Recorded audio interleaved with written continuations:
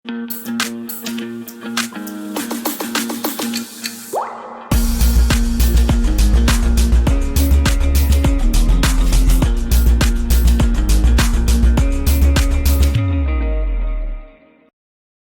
Students, कैसे हैं आप लोग? सब कुछ अच्छा चल रहा है?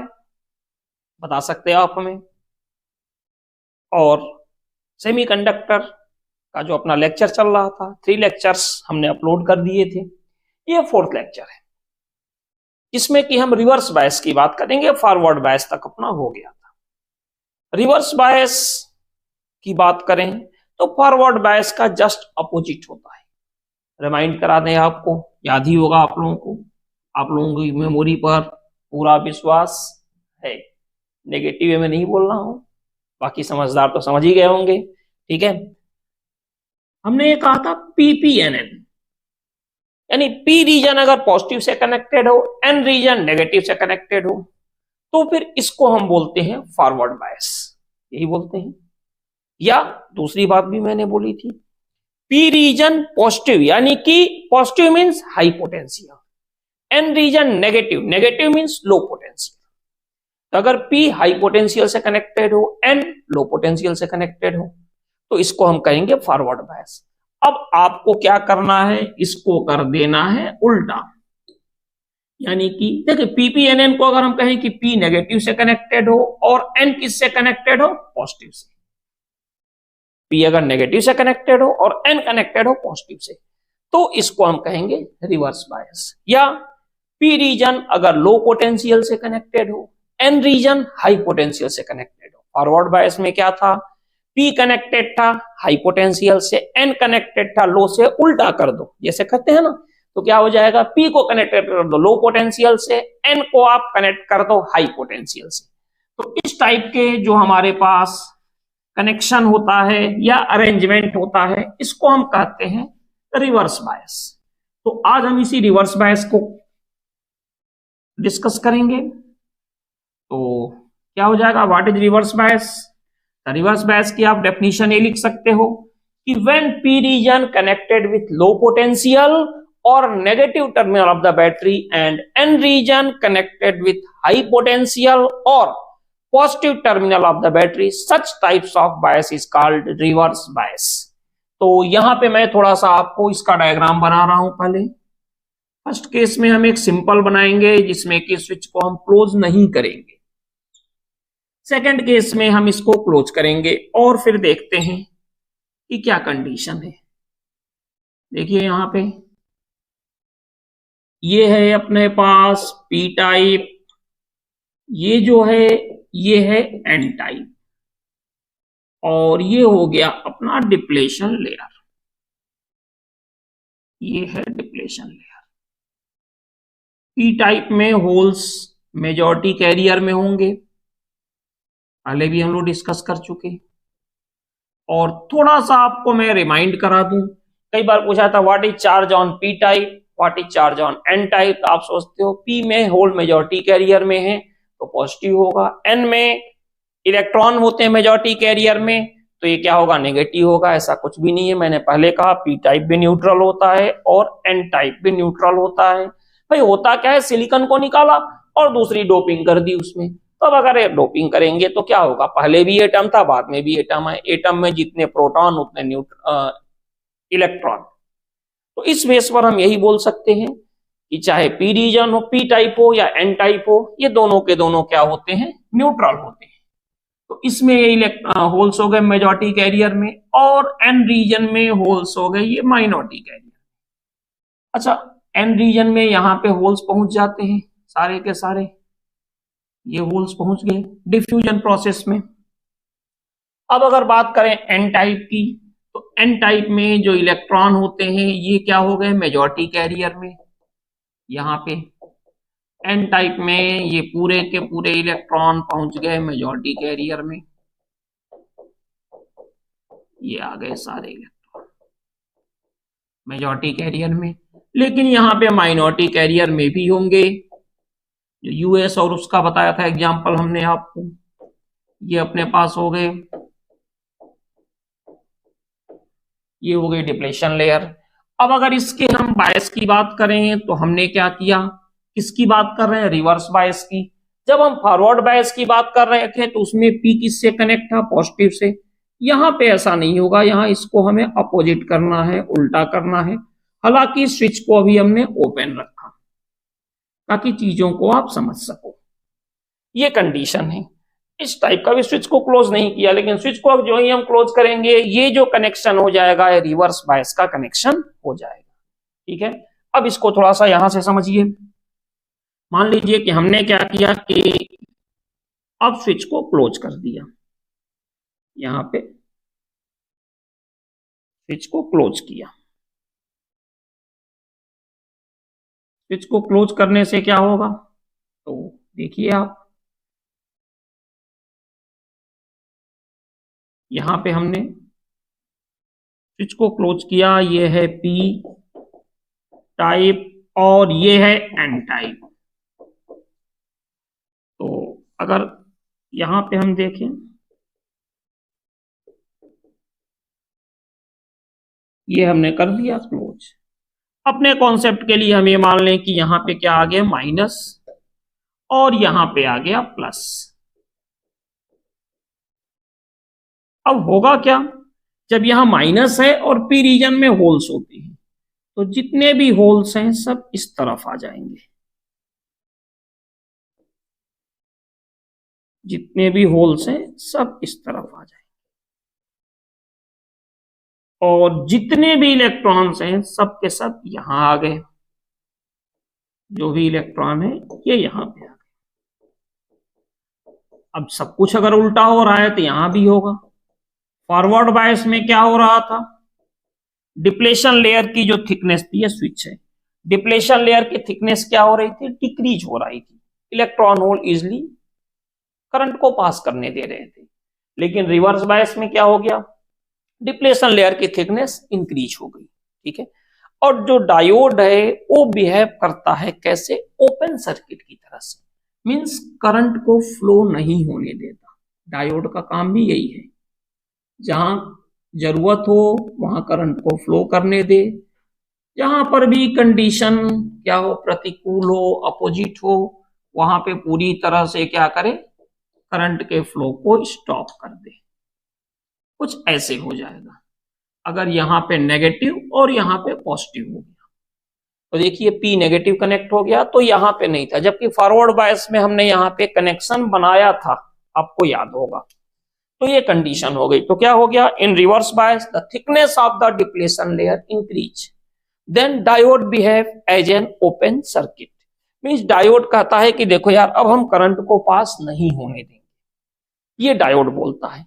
लेकिन इसके साथ साथ एक कंडीशन और है, जैसे कोई रूम से अंदर आना चाह रहा है, आप उसको रोक रहे हो, रुक जा भाई अभी मत आओ, तुम्हें आने नहीं देंगे। तो एक लिमिटेशन है ना, वो कह रहा नहीं आएंगे, आपने रोक दिया कि नहीं आने देंगे। ठीक है, तो सीधा साधा आदमी है तो मान जाएगा कि चलो यार छोड़ो जाओ, ऐसी वैसी करो। लेकिन लेकिन अगर उसी में कोई सोचे कि नहीं हमें आना भी है, और वो आना चाह रहा है लेकिन आप ताकतवर, आपने रोक दिया, नहीं भाई नहीं आने देंगे। फिर उसके जैसा एक और आदमी आ गया, दोनों कह रहे हैं हम आएंगे, अब चांस बन गया आने का। अगर तीन कहें कि हम आएंगे, अब तो पूरे चांस है। सेम कंडीशन यहां पर भी है। अगर जैसे कि अगर हम यहां पे बात करें तो एक इलेक्ट्रिक फील्ड जनरेट हुई, इस इलेक्ट्रिक फील्ड को कंटिन्यूअसली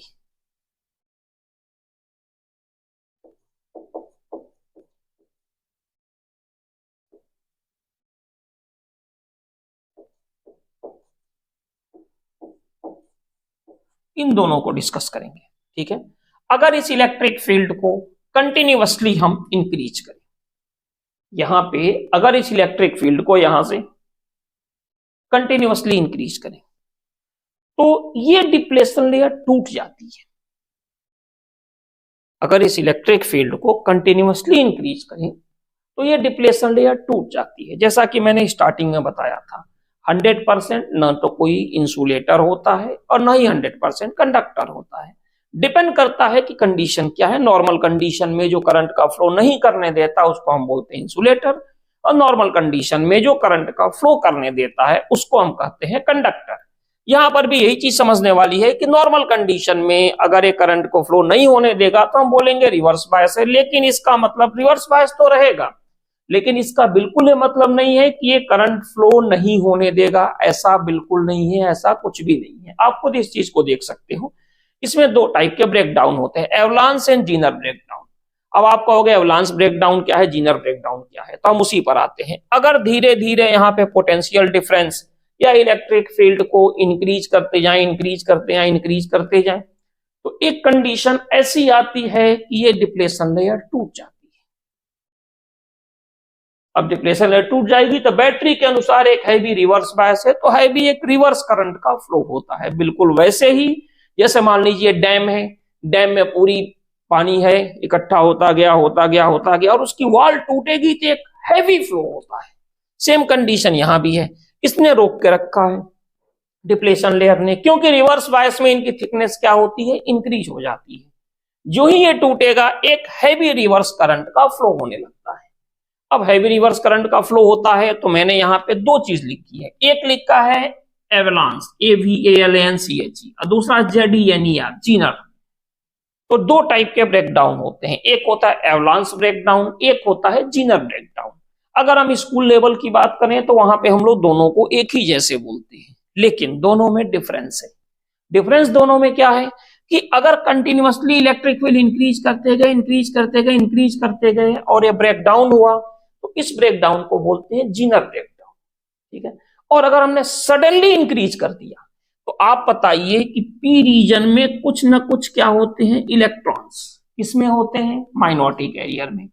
तो ये इलेक्ट्रॉन जब सडनली इंक्रीज करते हैं तो आपको पता है काइनेटिक एनर्जी क्या होता है, QV।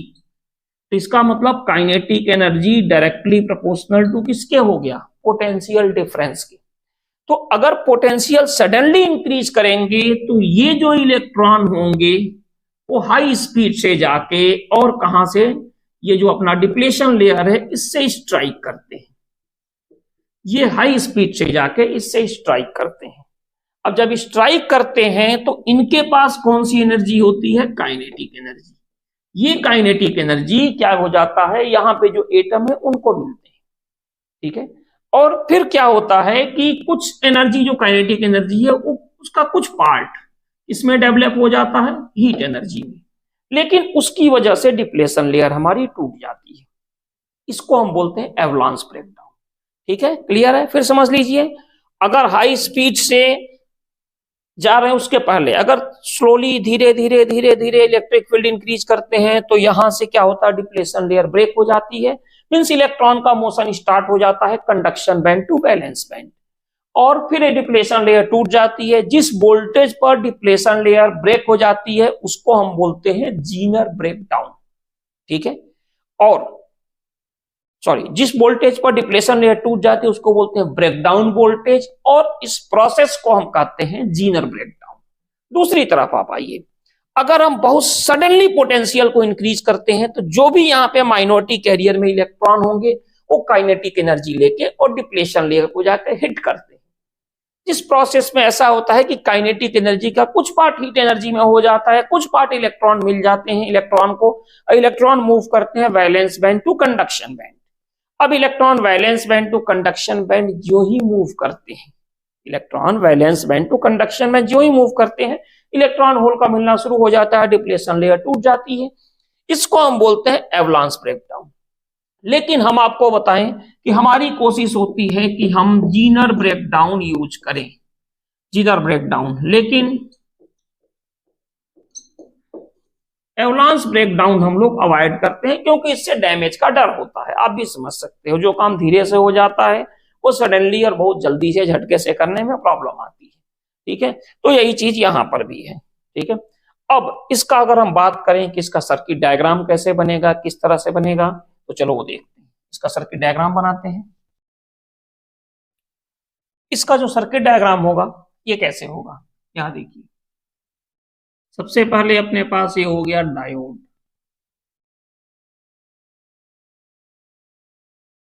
PN।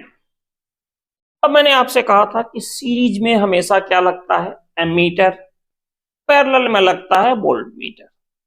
तो सीरीज में आप लगाइए एमीटर, बट एक दिक्कत ये है कि डिप्लेशन लेयर की वजह से ऐसा नहीं कि करंट जीरो हो जाती है, हल्की हल्की तो फ्लो हो ही जाती है। हालांकि ये माइक्रो में होती है, बहुत ही कम होती है, बट इसको पता करने के लिए रिवर्स बायस में आपको याद रखना है कि हमेशा सीरीज में जो लगता है वो लगता है माइक्रो एमीटर। सीरीज में हमेशा माइक्रो एमीटर लगता है, हमेशा। और अगर हम बात करें पैरेलल की, तो वोल्ट मीटर तो खैर हमेशा ऐसे ही लगता है, इसमें तो सोचने की जरूरत ही नहीं है। लेकिन ये पी रीजन है तो ये किससे कनेक्ट होगा? ये जो पी रीजन है ये हमेशा कनेक्ट होगा negative plate of the battery से, ये।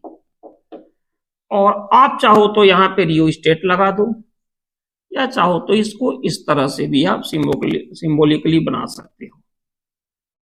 ये हो गया अपने पास, ठीक है। ये देखो माइनस है तो ये माइनस है प्लस, ये माइनस है प्लस, ये इसका ग्राफ होता है, ठीक है, सॉरी सर्किट डायग्राम होता है। अब अगर हम बात करें इनके ग्राफ की, तो इनके ग्राफ में क्या होता है कि इनका ग्राफ कुछ ऐसे होता है।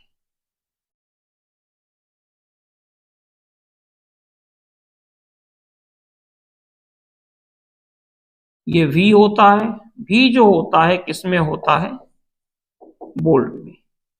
लेकिन ये जो I होता है ये माइक्रो एम्पियर में होता है।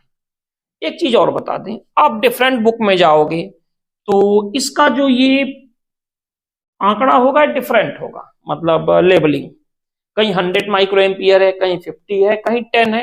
हम 10 से भी ले सकते हैं, इसमें कंफ्यूज होने की जरूरत नहीं है। 10 micro ampere, 20 micro ampere, 30 micro ampere, 40, 50, 60। और ये जो है ये भी डिफरेंट है, बट एक चीज कॉमन है कि अप्रोक्स 10 वोल्ट के आसपास ब्रेक डाउन होता है। 2, 4, 6, 8, ज्यादा पास हो गया,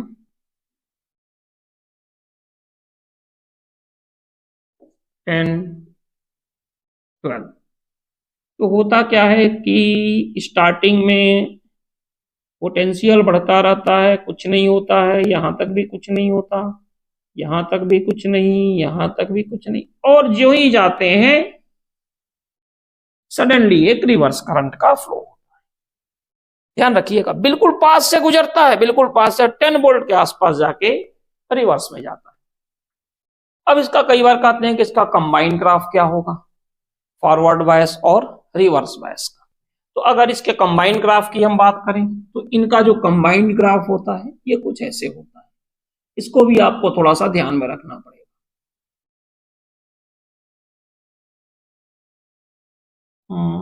ठीक है।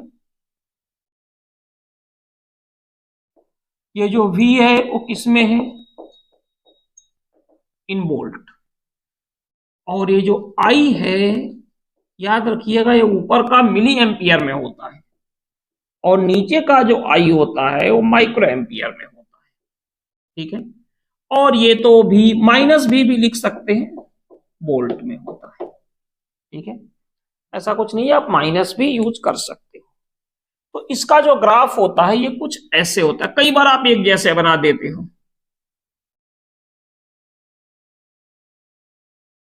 जैसा y इक्वल टू 1/x³ का ग्राफ नहीं बनाते वैसे। तो ये ध्यान रखना आप थोड़ा सा ग्राफ में,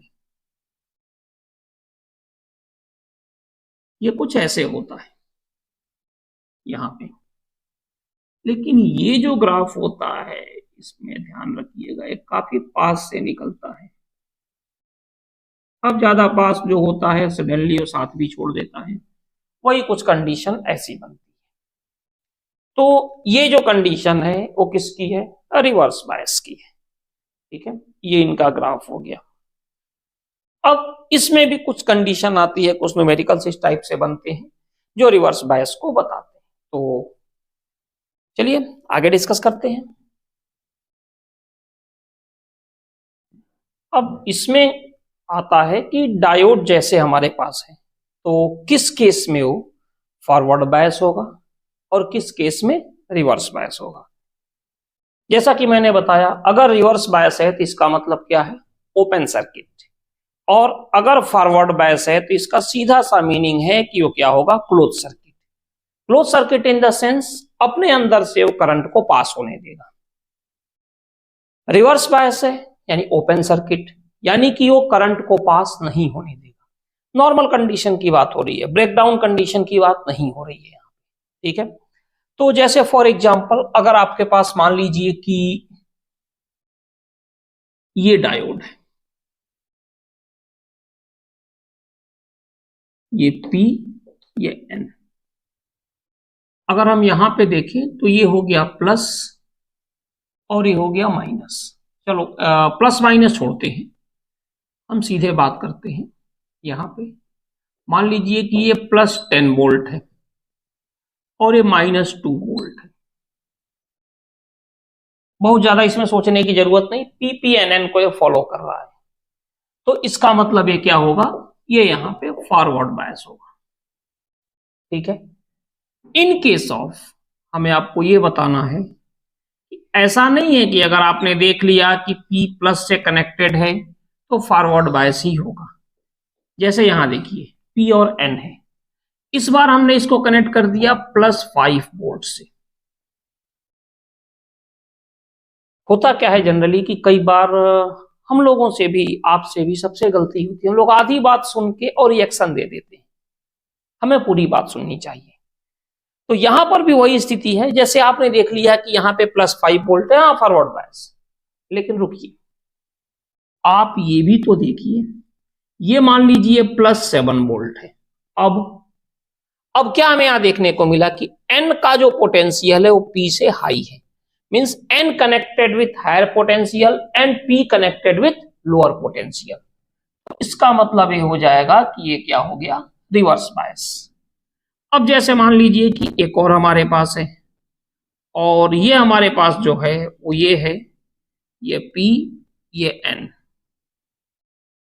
और अगर हम यहां पे देखें और मान लीजिए माइनस 2 वोल्ट है, यहां पर भी आप आधी बात सुन के, जैसे कहते हैं बोलने वाला, बोल सकते हो कि अच्छा P नेगेटिव से कनेक्टेड है तो क्या हो गया, रिवर्स बायस। ऐसा नहीं है। मान लीजिए कि ये माइनस 8 वोल्ट है। अब देखिए P और N में P किससे कनेक्टेड है, माइनस से कनेक्ट है, लेकिन माइनस 2 वोल्ट के रिस्पेक्ट में माइनस 8 वोल्ट क्या हो गया, लोअर पोटेंशियल। तो इसका मतलब ये हो जाएगा अपना फॉरवर्ड बायस। इसी तरह से अगर हम बात करें यहां पे कि इसको हमने अर्थ कर दिया, ये P ये N, और ये कर दिया हमने प्लस 2 वोल्ट। तो देखिए ये 2 वोल्ट है, आपने अर्थ किया, मीन से क्या हो गया, 0 वोल्ट। तो प्लस 2 0 से क्या है, ग्रेटर है, यानी P कनेक्ट है हायर पोटेंशियल से और N हमारा लोअर पोटेंशियल से। तो ये क्या हो जाएगा, फॉरवर्ड बायस। अब मान लीजिए कि अगर सेम कंडीशन है और ये माइनस 3 वोल्ट है P, और यहां पे N जो है उसको हमने कनेक्ट कर दिया अर्थिंग कर दी इनको। अब देखिए earthing means 0 potential, P means negative potential यहां पे। तो P हमारा क्या हो गया, एट लोअर पोटेंशियल, और लोअर पोटेंशियल पे अगर कोई भी चीज है तो ये क्या हो जाएगा, रिवर्स बायस। अब अर्थिंग हम यहां पर भी करके देख लें। हमारे पास कंडीशन ये आती है, ये हो गया P ये N, और इस बार P को हमने यहां पे अर्थ कर दिया और N को कर दिया माइनस 7 वोल्ट। तो फिर अगर हम देखें यहां पे P और N के पोटेंशियल को, तो P किससे कनेक्टेड है, अर्थिंग यानी कि 0 पोटेंशियल, N किससे कनेक्टेड है, माइनस 7। बताने की जरूरत नहीं है, P के रिस्पेक्ट में N जो है वो कहां पर है, लोअर पोटेंशियल। तो N अगर लोअर पोटेंशियल से कनेक्टेड है तो क्या होगा, फॉरवर्ड बायस। इसी तरह से अगर मान लीजिए ये केस आ गया इस टाइप से, P और N, यहां पे P को फिर से हमने अर्थ किया, लेकिन इस बार N को कनेक्ट कर दिया प्लस 4 वोल्ट से। अब देखिए P हमारा 0 पोटेंशियल, N हमारा प्लस पोटेंशियल। तो जब 0 पोटेंशियल है इसका सीधा सा मतलब है कि 0 है या +4 है, यानी कि P हमारा लोअर पोटेंशियल से कनेक्ट है, N हमारा हायर पोटेंशियल से कनेक्ट है, यानी ये क्या हो गया, रिवर्स बायस। ये कंडीशन हमारी ऐसे बनती है। तो डायोड को देखकर, उसके कनेक्शन को देखकर हम यहां समझ सकते हैं कि कौन हायर पोटेंशियल पर है, कौन लोअर पोटेंशियल पे, और उसके अकॉर्डिंग हम बता सकते हैं कि कौन फॉरवर्ड बायस होगा, कौन रिवर्स बायस। पीपीएनएन जो स्टार्टिंग में, चूंकि एक ही बैटरी होती है, ऑब्वियसली उसका एक प्लेट पॉजिटिव होगा, दूसरा प्लेट नेगेटिव होगा, तो वहां पे हमें समझने के लिए सही होता है कि अगर पीपीएनएन है means P positive and negative से कनेक्टेड है तो फॉरवर्ड बायस, और पी नेगेटिव से कनेक्ट है, एन पॉजिटिव से कनेक्ट है, तो उसको हम लोग कह देंगे कि चलो भाई ये हो गया अपना रिवर्स बायस, ठीक है। लेकिन अगर ऐसी स्थिति ना हो, पोटेंशियल डिफरेंट डिफरेंट हो, अर्थिंग का केस हो, तो क्या होगा, तो हमने आपको ये बता दिया था। अब इस पर एक छोटा सा हम न्यूमेरिकल देखते हैं और उसके बाद से हम बात करेंगे रेक्टिफायर। रेक्टिफायर क्या होता है, ठीक है। तो चलिए एक इसके न्यूमेरिकल को हम लोग ट्राई करते हैं और फिर हम बात करेंगे रेक्टिफायर की, कि रेक्टिफायर क्या होता है, ठीक है। तो चलिए, जैसे मान लीजिए कि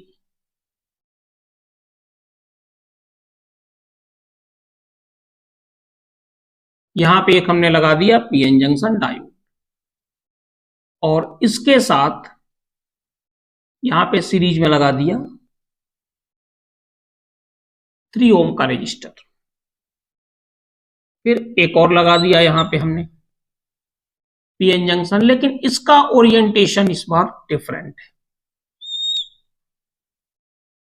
इस बार कुछ ऐसे है, और यहां कनेक्ट हो गया 5 ओम का रजिस्टर,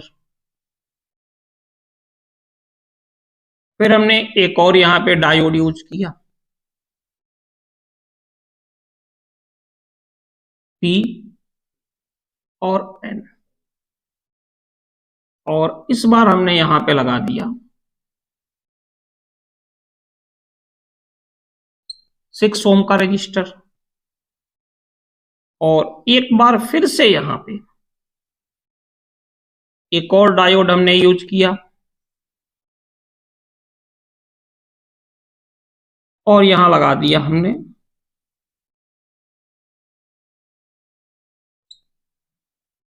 8 ओम का एक रजिस्टर, फिर यहां पे एक रजिस्टर और लगाया हमने,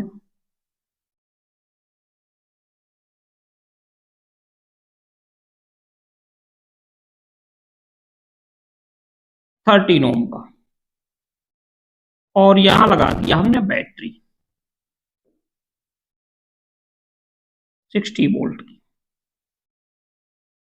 और ये कहा जाएगा कि बैटरी कितनी करंट सप्लाई कर रही है, कितनी करंट दे रही है, ये हमें फाइंड करना है। तो यहाँ पे 4 डायोड लगे हैं, 2 डायोड में पी उस तरफ है देखिए, और 2 डायोड ऐसे हैं 2, जिनमें पी की डायरेक्शन अपोजिट है। तो यहाँ पे अगर हमें देखना हो कि कैसे करेंगे, इसलिए मैंने कहा कि पहले पूरा आप समझ लो थोड़ा सा। तो इसको करने का तरीका मैं थोड़ा सा आपसे बता रहा हूं, काफी सिंपल है। सबसे पहले हम यहाँ पे डायोड की जगह पे, ये आपको रेक्टिफायर में भी हेल्प करेगा, हमने यहां पे लगा दिया एक 3 ओम का,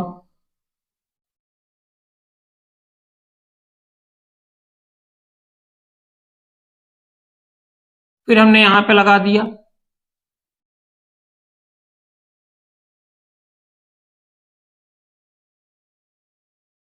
यहां पे कनेक्टेड है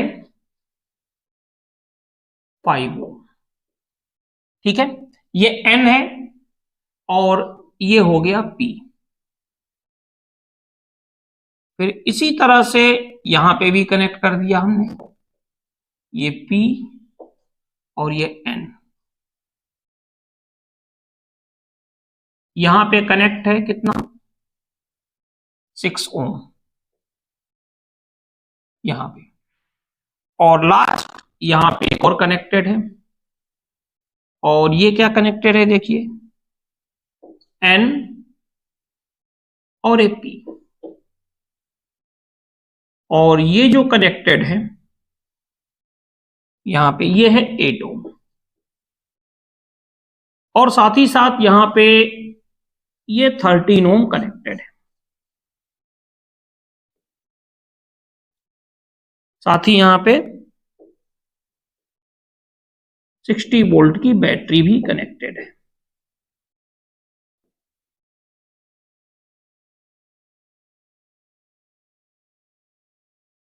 ये कंडीशन है। अब देखिए यहां पे काफी सिंपल है, ये प्लस है माइनस, तो आप क्या करो, ये प्लस है तो हर जगह यहां पे प्लस लगा दो, ठीक है, और दिक्कत तो है नहीं। यहां पे माइनस है तो यहां माइनस लगा देंगे, ये हो गया माइनस। अब आप ध्यान से देखो, यहां पे एन किससे कनेक्ट है, प्लस से, और पी किससे कनेक्ट है, माइनस से, छोड़ दो इसको। लेकिन यहां पी किससे कनेक्ट है, प्लस यानी हायर पोटेंशियल, एन किससे कनेक्ट है, माइनस यानी लोअर पोटेंशियल, तो इसको आप कनेक्ट कर दो। सेम ऊपर जाइए, यहां पे फिर एन प्लस से कनेक्टेड है, पी माइनस से, मींस एन कनेक्टेड है हायर से, पी है लोअर से, रिवर्स बायस, छोड़ दो, तो यहां पे कुछ भी नहीं होगा, यहां पर भी कुछ भी नहीं होगा। लेकिन अगर हम यहां पे देखें तो पी प्लस से कनेक्टेड है, एन माइनस से, फिर यहां पे क्या होगा, फॉरवर्ड बायस, यानी यहां पे हो गया रिवर्स बायस, जहां क्रॉस लगा है, यहां जहां कनेक्शन है यहां पे क्या हो गया, फॉरवर्ड बायस। अब अगर आप ध्यान से इसको देखो तो इसका सीधा सा मतलब है कि 5 ओम और 8 ओम के रजिस्टर हमारे बेकार हो गए। तो अब जो सर्किट डायग्राम अपने पास बनेगा काफी सिंपल सा बनेगा। देखिए यहां पे ये हो गया 3 ओम का रजिस्टर, और दूसरा हो गया 6 ओम का रजिस्टर,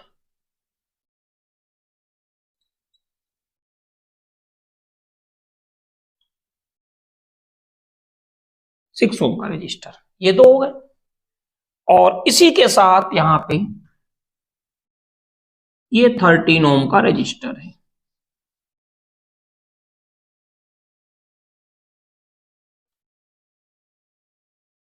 और साथ ही साथ यहां पे 60 वोल्ट की बैटरी लगी है।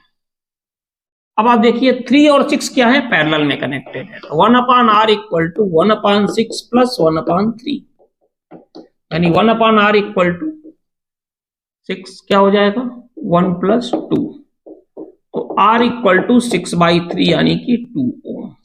आप डायरेक्ट भी कर सकते हो, 6 इंटू 3/6 प्लस 3, 6 इंटू 3 18/6 प्लस 3 9, 18/9 2 ओम। ये मैंने करके बताया प्रोसीजर क्या होगा। तो यहां पे एक रजिस्टर लग गया कितने का, यहां पे हमने रजिस्टर लगा दिया 2 ओम का, और इसके साथ यहां पे ये जो रजिस्टर लगा है ये है अपना कितना, 13 ओम का।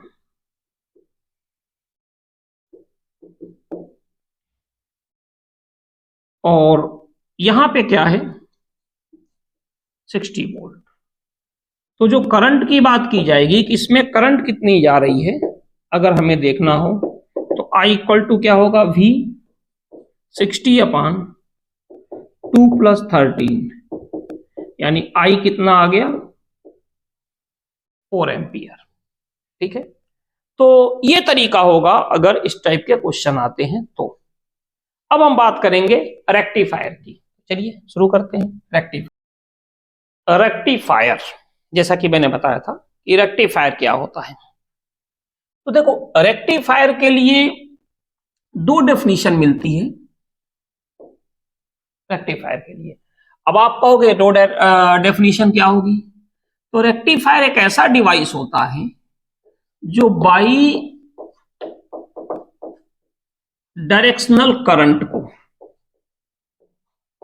कन्वर्ट करता है किसमें,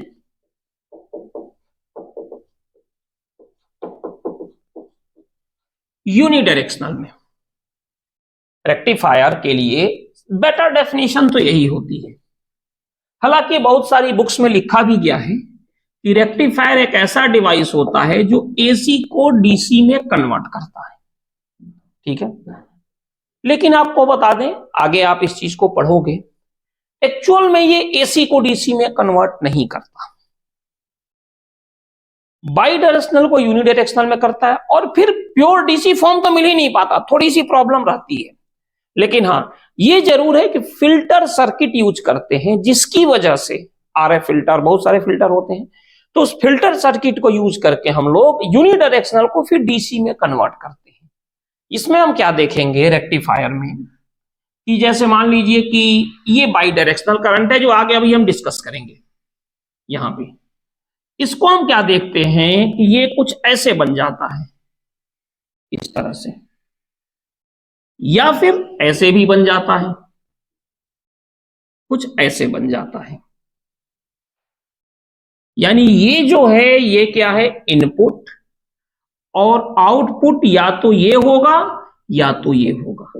अब ये दो टाइप के आउटपुट क्यों आते हैं ये मैं आपको बता रहा हूं। एक्चुअल में रेक्टिफायर की अगर हम बात करें, रेक्टिफायर तो ये दो टाइप्स के होते हैं। एक होता है हाफ वेव रेक्टिफायर, और दूसरा जो होता है ये होता है फुल वेव रेक्टिफायर। दो टाइप के रेक्टिफायर होते हैं, एक हाफ वेव रेक्टिफायर, दूसरा फुल वेव रेक्टिफायर।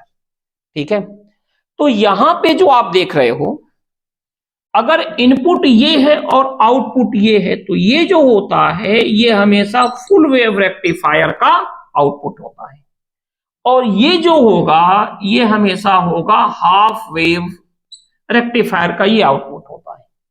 ठीक है ना। अच्छा, एक चीज और होता है, दो ही टाइप के नहीं होते हैं, एक और होता है, सॉरी, ये होता है ब्रिज रेक्टिफायर। इसका भी आउटपुट यही होता है, सेम फुल वेव रेक्टिफायर का भी यही होता है, या फिर ब्रिज रेक्टिफायर का होता है। अच्छा, अब इसमें होता क्या, थोड़ा सा समझ लीजिए, एक बार फिर से मैं बता दूं।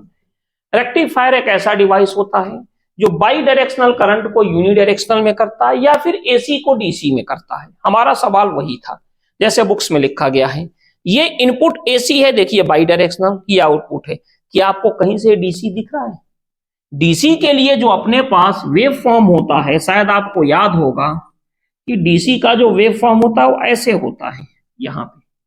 तो मैंने आपसे क्या कहा कि इसके बाद हम फिल्टर सर्किट यूज करते हैं, और फिर हम इसको ऑलमोस्ट डीसी में कन्वर्ट कर लेते हैं। लेकिन यार ये डीसी तो है नहीं, बट फिर भी अगर ऑप्शन में है तो आप यूज कर सकते हो कि एसी को डीसी में कन्वर्ट करता है। लेकिन अगर ये दोनों ऑप्शन है कि कन्वर्ट एसी इंटू डीसी और बाई डायरेक्शनल इंटू यूनिडायरेक्शनल, तो आप इसका यूज करोगे। ठीक है, अब होता क्या है, जैसे मान लीजिए हाफ वेव रेक्टिफायर है, तो मैंने क्या कहा, रेक्टिफायर एक ऐसा डिवाइस होता है जो एसी को डीसी या बाई डायरेक्शनल को यूनिडायरेक्शनल में कन्वर्ट करता है। थ्री टाइप्स का होता है, half wave, full wave and bridge rectifier. Half wave में क्या होता है, हाफ वेव में केवल वन डायोड लगा होता है। हाफ वेव में केवल एक डायोड लगा होता है। फुल वेव में हम देखते हैं कि यहां पे क्या होता है, टू डायोड लगे होते हैं। और ब्रिज रेक्टिफायर में आप देखिएगा तो यहां पे हम फोर डायोड लगाते हैं। ठीक है, ये बेसिकली इनका वो होता है जो कंस्ट्रक्शन या एक तरह से जो डिजाइन करते हैं उसमें ये मेन डिफरेंस होता है। अब इसमें बात आती है half wave rectifier, full wave rectifier and bridge rectifier. तो हाफ वेव रेक्टिफायर जैसा कि मैंने अभी कहा था कि आज करने वाले हैं, लेकिन हम आज नहीं करके हाफ वेव रेक्टिफायर कल करते हैं, नेक्स्ट लेक्चर में करते हैं। ठीक है, तो और full wave rectifier, bridge rectifier, तो रेक्टिफायर हम लोग करेंगे इसमें। इसके बाद zener diode, photo diode, LED and solar cell, ये जो केस है ये हम लोग अगले लेक्चर में करेंगे। तो दो लेक्चर में सेमीकंडक्टर डिवाइसेज का ये पार्ट हो जाएगा। फिर बात आएगी आपके पास किस चीज की, ट्रांजिस्टर की और लॉजिक गेट्स, इतने सारी चीजें होंगी। ठीक है, सेमीकंडक्टर में। तो आज का लेक्चर थोड़ा छोटा है, लेकिन इसको यहीं पे हम खत्म करते हैं, मिलते हैं नेक्स्ट लेक्चर में। ठीक है, थैंक यू।